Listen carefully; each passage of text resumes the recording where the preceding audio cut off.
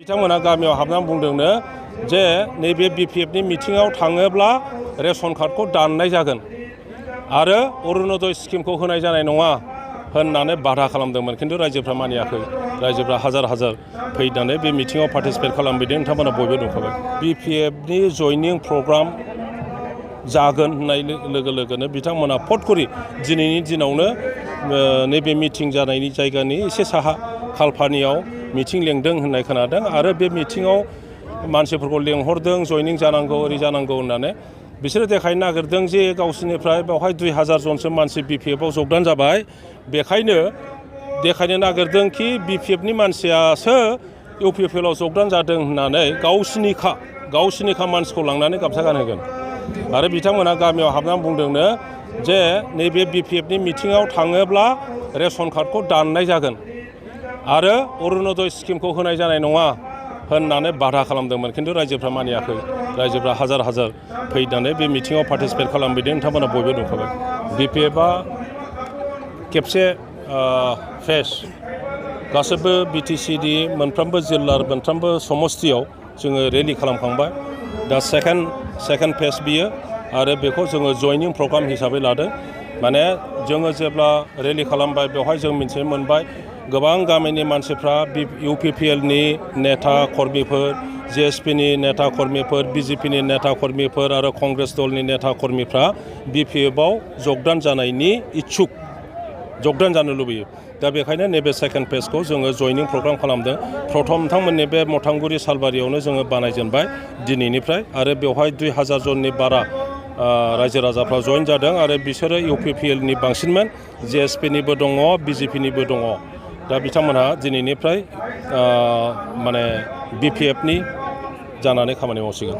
दासिमहालागै समग्र एनालाइजारफोरनि जि report, बिजेपिनि एनालाइजारफोरनि report, कंग्रेसनि एनालाइजारफोरनि report, जोंनि एनालाइजारफोरनि रिपर्ट, बिपिएफनि स्थितियानो बयनिख्रुइबो साबसिन। पाब्लिक बेसआ बिपिएफनानो साबसिन आरो बिपिएफआ रावजोंबो इउपिएफ माबाजों बिजेपिजों बा कंग्रेसजों एलायन्स खालायाब्लानो देरहानो हानायनि सम्भाबनाया बांसिन। बेखौ जोङो खोनादों जे बिपिएफनि जयनिं प्रग्राम जागोन होननाय लोगो लोगोनो बिथांमोना फट करि दिनैनि दिनावनो नैबे मिटिं जानायनि जायगानि एसे साहा खालपानियाव मिटिं लेंदों होननाय खोनादों आरो बे मिटिङाव मानसिफोरखौ लेंहरदों जयनिं जानांगौ ओरै जानांगौ होननानै बिसोरो देखायनो नागिरदों जे गावसोरनिफ्राय बेवहाय 2000 जनसो मानसि बिपिएफआव जगदान जाबाय।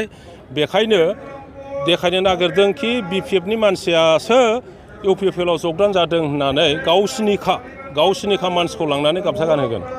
आरो बिथांमोना गामियाव हाबनानै बुंदोंनो जे नैबे बिपिएफनि मिटिङाव थाङोब्ला रेशन कार्डखौ दाननाय जागोन आरो अरुणोदय स्किमखौ होनाय जानाय नङा होननानै बाधा खालामदोंमोन। खिन्थु रायजोफ्रा मानियाखै।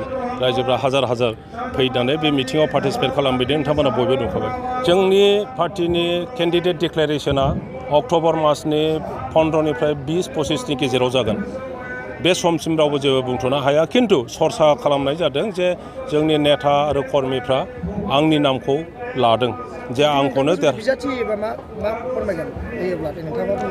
आङो बिटिसि बासिखौ बिथांमोननो सार्भिस होनो, बिटिसिनि खोथा बाथ्रा जोंनि समस्या बिभिन्न जाथि गस्थिनि समस्याफोरखौ पार्लियामेन्टआव बुंनो थाखाय आङो साफा खारा खाखाबाय।